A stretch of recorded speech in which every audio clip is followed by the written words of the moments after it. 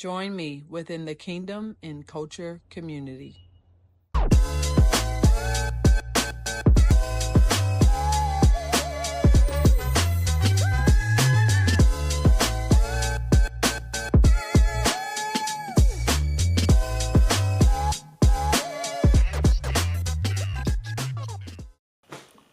Hey guys, and welcome to season 3 of Kingdom and Culture podcast. I'm so excited to be your host, Teresa, and it is season 3, and I have one of my favorite, let's just keep it at one of my favorite people on the planet with me as our season premiere. Welcome, my mama!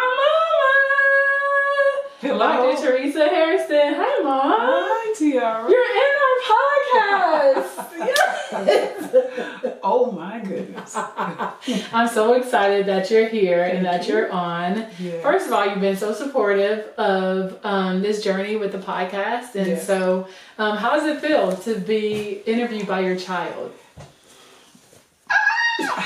I don't know what you're going to ask me, but It's going to be good. it's going to be good. You're going to love it. Yes. Well, to kick off season 3, we're going to have to play one of our favorite games, which is our icebreaker. It's called All About Me in 4 minutes. Okay. It's where I ask you a series of questions. You're going to answer these questions as quickly as you can, and we're going to see how many we can get through. Are you ready? I'm ready. All right. I got a long list of questions for you. All right, Mom. What's your favorite TV show of all time? Favorite TV show of all time? Wow. Let's see. I have to try to pick one that I want people to repeat that I said. Jeopardy. Okay. Not NYPD Blue. Oh, no, Jeopardy. That's the real one. What's the last place you visited? Let's see, Israel. Okay. Yeah, you were just there early in on. August. Yep. What is the best and worst purchases that you've ever made? Oh my goodness, so many, so many. Shoes that don't fit, that are uncomfortable when you get them home, and they fit perfectly when you're in the store. How's that work? You walk around, you stomp in them, you do all the things. You dance in the aisles and all of that else in the store, and then you get home and their feet hurt. Okay, and then the best purchase that I've ever made is my house. Yay! Yes. House is a good one. Yeah. Okay, would you rather live without internet or without air conditioning? Without internet. Because I live without air conditioning now. Yes, that's true. In Chicago, Yes. they don't have They don't have AC. air. We don't have central air. Wow. Yes. Welcome to the North. And in Amen. Georgia, you have heat and AC. Yes. At your exactly. Georgia home. But, And internet. but you have your husband up in Chicago. That's what I need. You don't need air when you got a husband. Describe yourself in a hashtag. Serial entrepreneur. I like it. Okay, if you could live in any TV home, which would it be? I guess the Cosbys. Yeah. I mean, your Why husband not? said the same thing. Okay. He said the Cosbys, you know? Yeah. It was a wonderful home. All right, if you could be a cartoon character for a week, which would you be? Roadrunner. Ooh, why? Because I want to get places and go places. And You're go not fast. one that likes to dole around. No, I don't like to dawdle. What is your favorite family tradition? Eating. Ooh. And who cooks? The elder. Okay, in our family, who cooks? Me. That's right. Yes. For y'all that do not know, my mom is an excellent cook. Well, let's keep that on the down. No, it has to be said. We love your cooking. No, okay, what is your favorite thing that you think we love? Your Pancakes. Okay, that's your grandkids. Oh, That's my not- kids are not far behind. Yes, we still love pancakes. But Right. what is our favorite food that we think that you think Oh. you made that we love? Pork chops, Yes. fried chicken, Yes. spaghetti, Mhm. catfish, Deviled eggs. Deviled eggs. Yes. I mean, on and you know. My son is behind the camera mouthing food that we should think about. Right. All right. Okay. And what is your favorite song out right now? Oh, let's see. Believe for it, CC. So good. Okay. Give me a pet peeve that you have. People saying that they're going to do something and not doing it. That is your pet peeve, for sure. Name a fictional place that you would love to live in. Atlantis. Ooh, that's a good one. Why Atlantis? Because it just looks like it's so much dimension, perspective. And, you know, water is calming. And water's a good place to be around. Okay, last question. Okay. Favorite book of all time? Beside the Bible. Yes, beside the Bible. Wow, so many favorites. Unstoppable. For those that do not know, we'll put it in the lower Shameless third. plug. Dr. Hairston has a tabletop book that is exquisite. It talks about her journey of life called Unstoppable. So pick that up at teresahairston.com.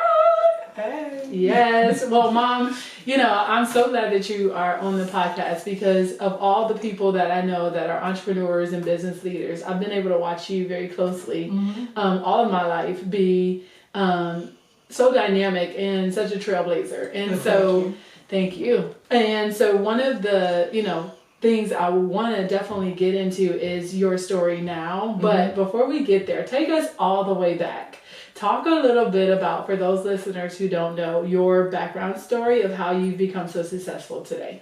Well, I have had a multitude of jobs starting when I was 7 years old. I started playing the piano when I was 4.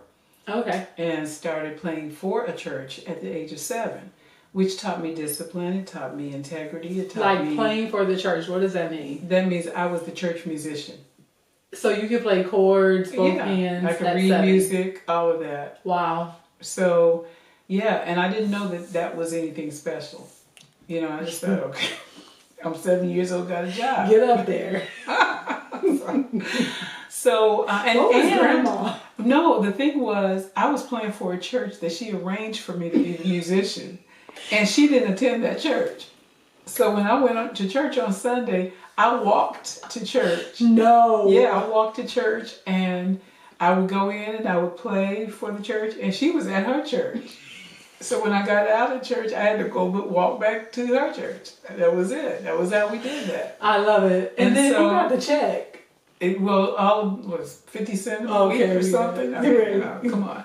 So anyway, I started playing for the church at 7 and grew up as a musician, as a choir director, it started writing songs, all of that. Then out of college, got married, and we moved to New Jersey, where I then met the wife and pastor who were very instrumental in my life in terms of holiness and the call of my life. Sure. And so I started working for their church as a minister of music. Okay. And that led to me meeting the executive director of Savoy Records, Reverend Milton Bigham. And at that time, Reverend Bigham his office was in New York, but he invited me when I met him, hey, come to the studio the next day, and you're a songwriter. I had played a couple songs for him. And okay. He says, oh yeah, I think one of those songs will be good for Albertina Walker, who will be in the studio tomorrow in New York. Wow. I go to the studio, long story short, she chooses yes to record my song. We'll do that. And again, it was just, the providence of God. And so maybe a year later, he called me and said, hey, would you like to come work for me? No, it was several years later. And he called and said, hey, would you like to come work? And I said, sure. What will I do? Because I was teaching school, and I started in promotions. Wow. So I was the National Director of Marketing and Promotions for Savoy Records. Okay. In that role, my job was to convince almost 1,000 outlets of radio, retail, and concert promoters and whatnot in gospel to choose our artists, play our records, support our products. Okay. I did that, and one of the ways that I thought, wow, how can I do this with over 1,000 outlets? Let me develop something in print and send it out to them so they'll have more information. I started it with Savoy Records. It was the Savoy Record. That was the name of the publication. Sent that out. It was a big hit in the industry. People loved it. A few months later, we had a big company meeting. Savoy was owned by Malaco. We went to Malaco in Mississippi and had this great meeting. And out of the meeting, a couple weeks later, I was informed that the Savoy Record was now going to be the Savoy Malaco Record, and Malaco personnel were going to take over the editing of it. Okay. Hey friend, I wanted to quickly interrupt this podcast to say thank you. Thank you so much for listening. And it's my heart that Kingdom in Culture would be a community where you and your community can come and we can learn from each other and share best practices. So help me do that by mashing that subscribe button if you haven't already, and share this episode with 3 friends. Finally, if you can mash that like button on this episode, it helps us to get the word out about Kingdom and Culture. Now, back to the episode. I was like, that is not okay. So when I went back to New York, I, kind of pouted for a month or so. Then I went back to my boss and said, why don't you let me do something just independent? Maybe, for GMWA, Gospel Music Workshop of America. He said, oh, yeah, fine. Right. I go and do a prototype, take it and fly to Detroit, meet with Ed Smith, the late Ed Smith, who was the manager of James Cleveland and also the director of the GMWA. He says, we love it. I said, great. It's just going to cost X amount. And he looked at me like, oh, no, that ain't going to work. Yeah. So he said, now we're going to give you all the support you need, but we ain't giving you a cent. Oh, wow. So I decided, well, I can't do this. And then I decided I must do this. So I saved $300 and was able to put all that together and had these 3 little children, these little babies, and we gathered in the floor and put staples them together, put the stamps on them and the labels, and send them out. And so that was what we did to start Gospel Today. It started as under the name Score because I thought, oh, the musical score and all this stuff. And everybody said, is that a baseball thing or what? So I was like, oh. So anyway, it started with 4-page newsletter. Right. Evolved into a magazine, and eventually about a year later was a glossy publication, and grew from there. Yeah. And then, you had the magazine for 20-something years. Yep. And then was able to kick off Gospel Heritage from that. Which tell us a little bit about that journey and how, you had something really good going on. What made you start Gospel Heritage? Gospel Heritage was a response to, of course, being so close to gospel music artists in the label and in just what I did with the magazine. I got to know a lot of gospel artists very, very well. And I thought, there's something so special about them. Not only their amazing vocal ability, but their hearts. Yeah. And I fell in love with the hearts of the worshipers. But the challenge was the lifestyle that sometimes got in the way of the worshiper.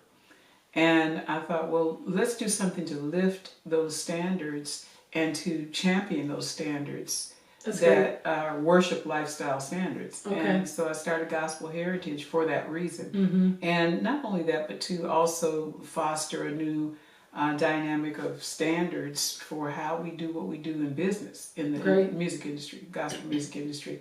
So that was the reason that we started, and immediately the artists were supportive, and we just had a great opportunity to impact a lot of lives. And then we really began to teach people how to worship because at that time there was a changing of the guard where churches started putting out, worship teams. So instead of the choir or the deacons leading devotion, the praise team would come up. But there were a lot of churches that didn't know how to teach a praise team or how to present praise and worship. And I was blessed to be in relationship with some great worship leaders. Yeah, leaders from all over the country came and was able to teach other worship pastors and worship leaders how to lead others, and then also how to govern yourselves as this new position of worship leader came around. And how many years did you have Gospel Heritage? 23. Wow, that's beautiful. So, Mom, I think there's a thread that I really wanted to hone in on this episode, which is being able to find yourself in different seasons of life and how to recreate your narrative in every season of that. And I think that's something that you've done, whether it was starting Gospel Today, which was SCORE back then, launching Gospel Heritage, then after you were done with God, or moved and put that in other people's hands to continue to cultivate. Then you started co-writing, authoring books along the way for yourself. Then you were doing others. Now you're in a new season where you're helping to build another your hub with your husband. And so there's been so many seasons. What would you say to someone who is listening to the podcast and navigating from one season to the next? What are your tips and how do you do that? Well, first, the most important thing is to find out what God put you here on this earth to do. And that takes searching your own heart and your soul. The Bible tells us that we were created fearfully and wonderfully. And that when God formed us, He knew what He put in us when He formed us. So our job as we live is to find out what that is that He put in us that no one else on the planet can do like you do. I love it. And so when you find that out, it will remain consistent throughout your life. It just takes different formats and it expresses in different ways. So whatever the season is in your life, I wasn't doing what I when I was 21, I was doing something different at a different level than I can do, now. But it still is a thread of consistency in what I do. So what would you say if you had to put it in a sentence or a phrase? Well, purpose for me is four-pronged. It is to educate, enlighten. It's to educate, inspire, inform, and empower. So those are the four things: educate, empower, the two E's, and then the I's are inform and inspire. So that is, and what is the rest of that? It is to do that for people. And what am I inspiring and educating about? Godly standards and how to live according to those standards in everyday life. Wow.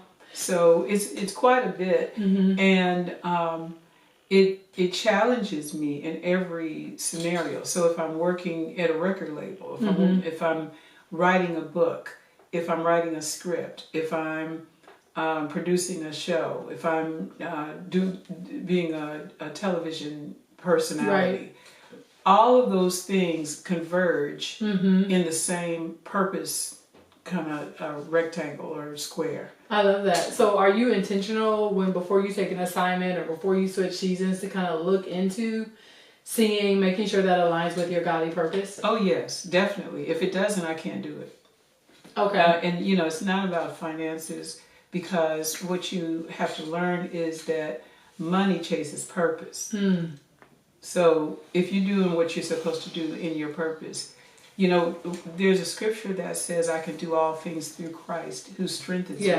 But when you unpack that scripture, what Paul was saying to us was really, I can do all the things that God purposed me to do because He strengthens me for His purpose. And then in Romans 8:28, it says, and we know that all things work together for them that love God, for them that are the called according to His purpose. And that word purpose at the end of that scripture really is the same Greek word that we get paraplegic from. And so it means that our purpose is transplanted almost like a limb, an artificial limb. Wow. It's a transplant in us that God transplants in us. Yeah. And so when we understand that I have surrendered my thoughts, my ways, my aspirations for His, which That's are good. higher and greater and will have more impact and eternal impact, Yeah. then that's when I come to the point of, oh wow, I'm now supernaturally empowered. Right. I'm not just working in the gifts and the skills and the intelligence that I have, but I'm now operating at another level, and I've got a wind behind me that will not fail. That's so good. And so people that, and you can do a lot in your own strength. Right. But when you have the strength of God, then you continue year after year, decade after decade, transition after transition to be successful. Yeah. So that's the part where I think it's so important for us to grasp. Yeah, it's just like John, where he talks about, unless you abide in the vine. You know what I'm saying? You can't bear fruit of your own. You have to abide in the vine, and that really connects directly to your point on how to pursue purpose is by getting in the vine and understanding what His divine will for you, and then you're able to iterate that across your life. So that's beautiful. So talk to one of the things that, I've seen you navigate is just your passion for women, which, you have done so much with women, and I've seen you speak at women's conferences and all of that. Tell me, what is it about that piece of, your part of your ministry in life that has really helped to, or been your passion point? Well, when we think about women, even just getting ready to go out, like just say we're going to an event. Okay. And a man gets dressed, a woman gets dressed. Yeah. A man gets dressed and he has a choice of a suit and what color the shirt is, and the tie is, and the shoes, and whatever. He combs his hair, he's ready to go. A woman has to decide between, well, am I wearing pants, or am I wearing a skirt, or am I wearing a dress, and am I wearing a suit, and then, well, how's my hair going to be? Am I putting it up, and am I putting something in my hair, and my makeup, and then what am I doing with these kids, and all the things that we do. Really, the challenge for us is that we can get lost in what we do and think that what we do is who we are. So for years we raised children, and then we identify ourselves as mothers. And that's fine, but that is a role. Right. And that role, it may not last forever. Right. But who we are inside lasts forever. And that's the part that sometimes we miss. So good. We miss being connected to that as mothers, as sisters, as workers, and we get sucked up because we are made as servants. We are givers. Right. We give life, and we give life to those around us. We give life from within and from without. Sure. So what happens is that a lot of times we miss finding that charge in our life for purpose. And so I want to remind women and help them to pull them into that place, because a lot of times we get lost and we never find our way back. What is the first step? Because, that resonates with me as a mom with 3 young kids. That resonates with women who are working in the workplace and just trying to make it. And it also resonates with the single mom who's trying to work her job at fast food so that she can have enough money to be able to provide for her children or herself.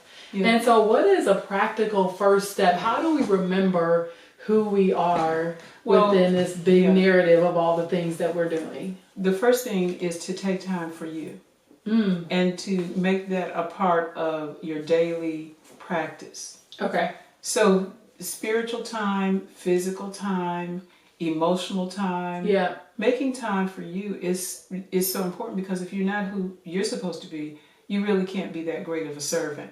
And sometimes we think we're doing all these great things, and I nailed it on that meal. Ooh, they loved my cooking. And you're so tired when you get done all of the cooking. You can't eat. You can't think. You can't eat. You just like, I don't want nothing to eat. I'm tired. Right. I just want to lay down. And really, is that the joy that you're supposed to have? So we have to find the joy of being who we are. And that's where the joy comes from. Right. It's like the joy of the Lord is your strength, but the joy of the Lord is something that He put in you. So are you in touch with that? Yeah. And taking time to really find out what that is. Sometimes, I was talking to my granddaughter, Tia, today. And I said, Tia, what are your hobbies? And both of us, had the same hobby of reading. We like reading. Right. And both of us had the same issue. We don't take time to read as much as we would like. How many of us can really, and we grab a phone and start reading something, and by the time we get to the second page, we sleep because we're so tired. And so there are things that we have to intentionally do for ourselves. That helps us to find our way. Sometimes we can't even make a list of the things that we enjoy. Wow. And when is the last time you really took time to do the things that you enjoy and do it on a consistent Not basis? That you enjoy for someone else, that you enjoy for you. For you. So find your way to you. Yeah. Because that's where purpose is. It's locked up in you. It's not outside of you. Yeah. That may have to be a new book, Mom. Find your way to you. Don't pirate that, okay? We cop that. We cop that. Okay. Right. No, that's so good, and really even, if your ministry is in the season where you're even at home. Yeah. Right? You're an at-home wife. It's like, what is that thing you're doing for you? Yeah. That ministers to you, that brings you back to your center. Well, your center, and then what is it that you are hearing from God in those quiet moments? Right. Because that's really where He speaks. And that, for me, is my center. You know what I'm saying? My time with the Lord is where I get centered for everything else that comes out of my life. So, right. And so what would you say as a part of next steps? Like, you are married now, and you got married earlier this year. There's women out there, and I've seen so many women talking to you about like the fact that you got married later in life. You were divorced for years and years and years, and I mean, it's okay. Years and years, you know what I'm saying? And now to be married again, like, what is that like, practically? And then also, were you afraid to kind of like open up again to even this idea? I mean, I wanted you to live with me. You know what I'm saying? Like, you're like, I'll just say it. I was like, listen, we got extra rooms. We got a whole house. Come live with me. No. So, I enjoy being single. And I enjoy being able to go when I wanted to go and, do what I wanted to do. Sure. But there was a season in my life where God shifted me and shifted my heart. And I knew that I was supposed to be in a marriage. And when God shifts you into that place, it's not just because you want a husband or you want a man. It's because you're ready. And the Bible says that he that finds a wife, not a woman who wants to be married. Come on. And a wife is a different thing, because a wife has to serve, a wife has to submit, and a wife has to be patient and learn to live and love, and to grow into that role. Right. Because every man is different, every wife is different, and you have to find your balance and find what you do together that works to make your relationship strong. So the transition, the adjustment, it's not easy. It's a full-time gig. Yeah. But you have to love the job you have and be ready for it. So, okay, but practically, right? I'm talking to the 60-year-olds on our podcast that's going to hear that Teresa Hairston is on the podcast, and they're like, I need to hear her story of how she got married and like what is happening up here, that. So tell me, like, what is it that made you even want to say yes again? Was it just the Lord kind of shifting you to another place of? Well, it was that, and also because the man that I'm married to, Don Jackson. Shout out to Don. Hey. He came for me, and he came for me in every way. He did, and he didn't play. And I've been. It wasn't like I hadn't had relationships and dated. right? So when a man wants to just check you out and check in and check out with you, then you know what that is. Especially at this stage of if you've been on the planet for 5 decades, you ought to know what that is. Well, when a man wants to be really serious about finding a wife, he comes and he presents himself, and he is vulnerable, but he's honest. He's a man that follows through on his word. He doesn't play and kind of take your time up. Right. And he treats you with respect and honor. That's what Don did when he came to me, and I appreciated it. And it didn't take long. When a man knows what he wants, he knows how to go get it. So were you scared or nervous going into a serious relationship, specifically with a man who was, as direct and intentional as Don was? Well, initially I was kind of skeptical. Okay, what does he want? And because I think there's a video that's you guys put out, like you were like, what? Right. Yeah. Well, the whole video tells the story, but anyway, yes, he was very intentional. He was very direct, and I responded slowly at first, and then I was like, okay, well, I think he's really on the up and up with this, and he proved himself, and he was, at one point I was like, what are you doing? He says, I'm pursuing you. So, okay. See, ladies, that's what we need. I'm pursuing you. I love it. Right. That's great. And, here you guys are, and, it's just a testament that it's never too late to love again. That's right. And I know you've told that story before, and if you guys, I will put it in the comments, you all's love story, which is so beautiful, and, it's so happy on this end of the story to really see you so happy. And, marriage isn't easy. It's definitely not for the faint of heart, but it is ministry. Yes. It's definitely a ministry. And so tell me, within this new life, this new world, even though you're far from your kids, that's the saddest part. Never far, just right a phone call away. No, she's in Chicago, and we all live in Atlanta and Nashville. So you're now on the north side. So you're far away. Okay, but what's going on in your life? Like, give our listeners the inside scoop.